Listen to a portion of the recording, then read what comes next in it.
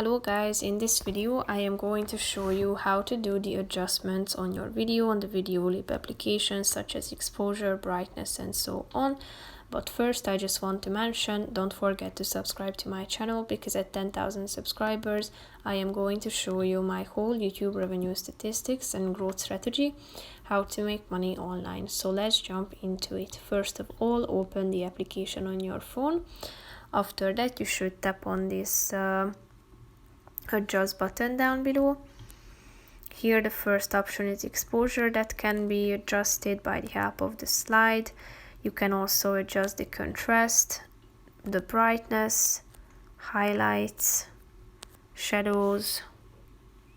The saturation can be selected too. You can see how the color changes in the middle of the screen, as well as the vibrance, the warmth, the tint can be also adjusted, the hue, the bloom. You can also sharpen it, adjust its structure and the offset too. So that's how you can do the adjustments on your video. That's pretty much it for this video, guys. See you in the next one. Bye bye.